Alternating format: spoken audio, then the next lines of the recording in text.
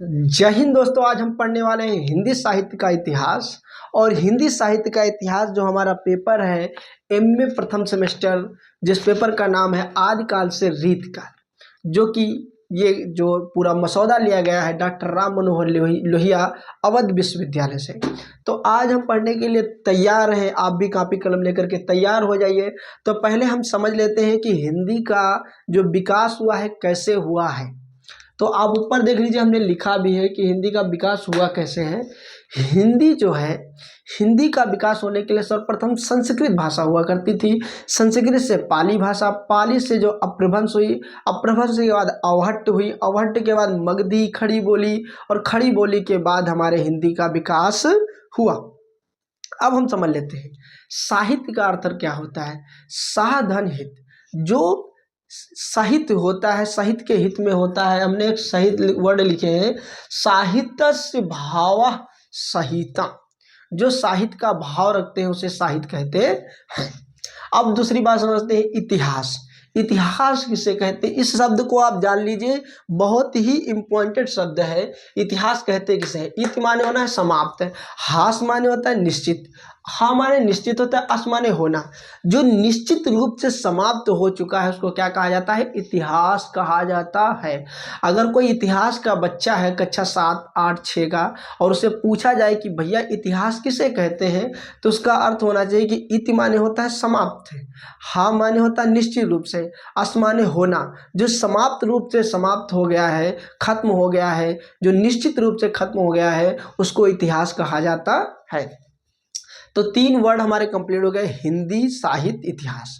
तो हिंदी आप जान गए कि कैसे विकास हुआ, साहित्य जान गए और इतिहास जान गए। अब हम समझते हैं कि हिंदी साहित्य के इतिहास को जो लिखा गया है सर्वप्रथम गणेश करता है वो कौन है। तो आपको जानकर हैरानी होगी कि वो फ्रेंच के लेखक थे जिनका नाम था गार्सा दा तासी। गार्सा दा तासी, जिनकी पुस्तक का नाम जान के आपको बहुत ही ज़्यादा हैरानी होगी। उनका नाम है इस्तवार द ला लिटरेट्यूर एंदुस्तानी। ये इनकी किताब का नाम है और ये फ्रेंच में लिखी गई है, और ये लिखी गई है 1839 ईस्वी में। तो आप ये बात समझ चुके होंगे कि हिंदी साहित्य का इतिहास जो लिखने वाले गणेश करता है उनका नाम जो है गार्सा दा तासी है। लेकिन एक भारतीय लेखक हुए जो महान लेखक हुए जिनका नाम है आचार्य रामचंद्र शुक्ल। आचार्य रामचंद्र शुक्ल, इन्होंने हिंदी साहित्य का भी इतिहास लिखा है, हिंदी साहित्य इतिहास लिखा। और इन्होंने भी गार्सा दा तासी के तरह ही लिखा होगा, लेकिन कुछ परिवर्तन तो हो जाएंगे, क्योंकि भाई वो 1800 कहाँ 1839 में लिखा गया है, और ये इन्होंने कहा 1900 के बाद लिखे हैं। उसके बाद जो भारत के हिंदी साहित्य का काल विभाजन है, वो प्रथम काल विभाजन करने वाले डॉक्टर जॉर्ज ग्रेसन है, वो भी 1889 में। और जो इन्होंने काल विभाजन किया, वो काल विभाजन देख करके समझ लीजिए, समझ बूझ करके आचार्य रामचंद्र शुक्ल जी ने भी भारत का हिंदी साहित्य काल इतिहास विभाजन कर दिए। और बहुत ही सुंदर, जिसको सारे लोग मानते हैं। कुछ लोगों का ऊपर नीचे डिबेट हो सकता है, नाम को लेकर के हो सकता है, लेकिन वो मानते भी हैं। तो हम समझते हैं कि हिंदी साहित्य काल विभाजन कैसे कैसे किया गया और कितने कितने समय के लिए किया गया। तो पहले समझते हैं, इसको 4 भागों में बांटा गया, जिसका पहला नाम है आदिकाल, दूसरा नाम है मध्यकाल, उसके बाद है उत्तर मध्यकाल, उसके बाद है आधुनिक काल, जिसको अलग अलग नाम से जाना जाता है, वीर गाथा काल, भक्ति काल, रीत काल, और जो हमारा पद्य काल है, जिसको सॉरी गद्य काल है। अब हम समझते हैं जो हमारा आदिकाल है उसको कहा जाता है वीर गाथा काल, जो कि 1050 से शुरुआत होकर 1375 तक चला। 1050 से 1375 के बीच में ये चला। और उस समय के जितने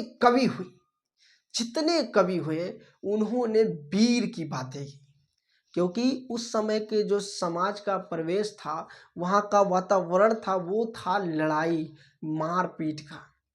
आप समझ रहे हैं, मारपीट का, क्योंकि उस समय राजाओं के अंदर खून खौल रहा था।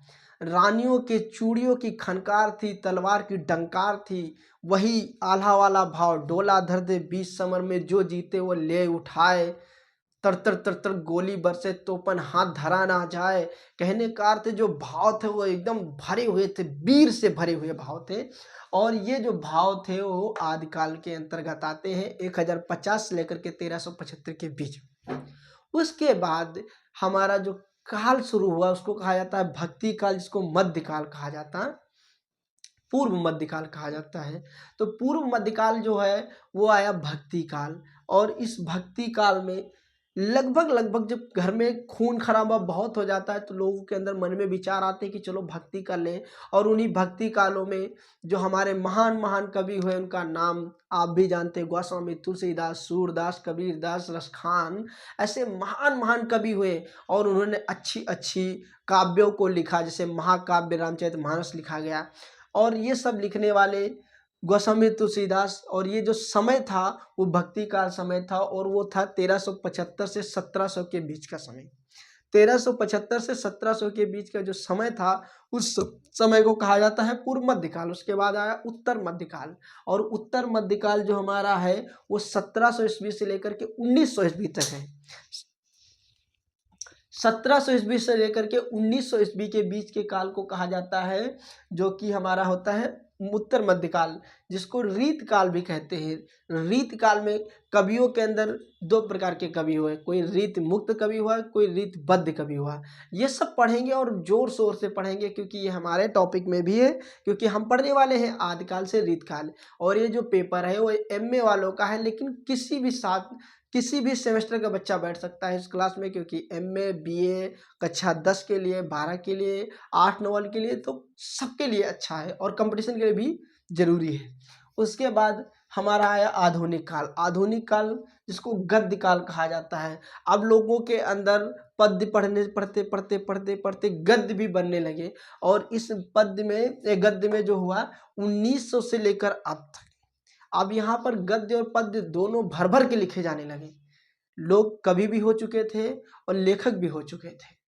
आप समझ रहे हैं, गद्य का अर्थ जो होता है उपन्यास, कहानी, ये सब होता है।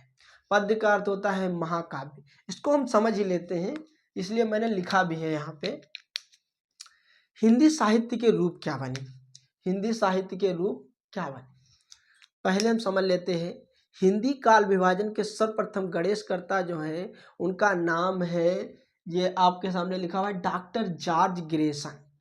भारतीय जो नाम है आचार्य रामचंद्र शुक्ल, डॉक्टर राम कुमार वर्मा जी, हजार प्रसाद द्विवेदी जी, और सबने काल विभाजन किया और अपने अपने हिसाब से किया, लेकिन लगभग मोटा मोटा ये समय सभी ने रखा। अब दूसरी बात समझ लेते हैं, जो कि है हिंदी साहित्य के रूप। हिंदी साहित्य के 3 रूप होते हैं, एक गद्य होता है, एक पद्य होता है, बीच में होता है चंपू शास्त्र। गद्य किसे कहते हैं? गद्य उसे कहते हैं जो गद्य गणमात्रा रहित होता है, जिसमें कोई प्रकार का गण मात्रा नहीं होता है कि आखिरी में जो आया है वही आएगा। जैसे कि रामचरितमानस को कोई चौपाई ले लीजिए, मांगी नाव न केवट आना, आना कहा त्योहार मरम में जाना। अब आना जाना जैसे शब्द आखिरी में गण सहित होते हैं, लेकिन गद्य में ऐसा कुछ भी नहीं होता है। गद्य में एक पढ़ने वाली बात होती है कि राम जी ने केवट से नाव मांगी, लेकिन वो केवट नाव लेकर नहीं आया, लेकिन उसमें कोई प्रकार का गण नहीं बनता है। उसके बाद ये साधारण बोलचाल की भाषा होती है, जैसे कोई मंचन कर रहा है, कोई नाटक कह रहा है, कोई उपन्यास कह रहा है, ये सब आते हैं गद्य के अंतर्गत। फिर होता है पद्य। क्या है? पद्य होता है गणमात्रा सहित होता है। पद्य लिखने के लिए गणमात्रा सहित का बहुत ज़्यादा ध्यान रखना पड़ता है, पाई मात्राओं का ध्यान रखना पड़ता है। उसके बाद ये लय सहित होते हैं, जैसे कि आल्हा हम पढ़ते हैं तो उसमें लय सहित होता है कि डोला धर दे बीच समर में जो जीते सो ले उठाए, रिमझिम रिमझिम गोली बरसे तो बन हाथ धरा ना जाए, गोला गंजरिया जी के लागे उके दुई खंडा हो जाए। तो कहने का अर्थ है इसमें लय बनती है और लय के संग हम गाते रहते हैं, उसको हम क्या कहते हैं? उसे हम पद्य कहते हैं। तो हमारा गद्य और पद्य हो गया। अब हम पढ़ेंगे आगे चल करके आदिकाल में कि हमारे जो काव्य धाराएं हैं वो कैसे कैसे बदली और कौन कौन सी काव्य धारा बनी। जैसे कि पहले तो 2 काव्य धारा बनी, एक बनी निर्गुण काव्य धारा, एक बनी सगुण काव्य धारा। निर्गुण काव्य धारा उस काव्य धारा को कहा जाता है जिसमें भगवान को मानते हैं लेकिन वो निरंकार है। और सगुण काव्य धारा बनी, जो भगवान है तो निरंकार लेकिन उनकी प्रतिमा बनाई जा सकती है, जैसे कि भगवान कन्हैया की प्रतिमा है, श्री कृष्ण की प्रतिमा है, लेकिन निर्गुण काव्य धारा में कोई प्रतिमा नहीं है, जिसके लेखक महान निर्गुण काव्य धारा के जो कवि हुए उनका नाम जो है कबीर दास जी है। सगुण काव्य धारा के महान कवि गोस्वामी तुलसीदास जी, सूरदास जी, और उसके बाद प्रेमा सही काव्य धारा मलिक मोहम्मद जैसी जी आते हैं। तो ये सब पढ़ेंगे अगली क्लास में। तो ये हमारी क्लास रही। हाँ, आपका जो पहला पेपर है, चतुर्थ नाम का पेपर है, नाटक और उपन्यास को लेकर के, कहानी को लेकर के जो पेपर है, आप हमारे यूट्यूब चैनल की लिंक पर देख सकते हैं, जो पहले से पढ़ चुकी है। और आप बताइएगा आपको ये क्लास कैसी लगी। इसके अगला का भाग है जो वो अगले दिन आ जाएगा। तो जय हिंद दोस्तों, आज यहीं तक, मिलेंगे अगले क्लास तक।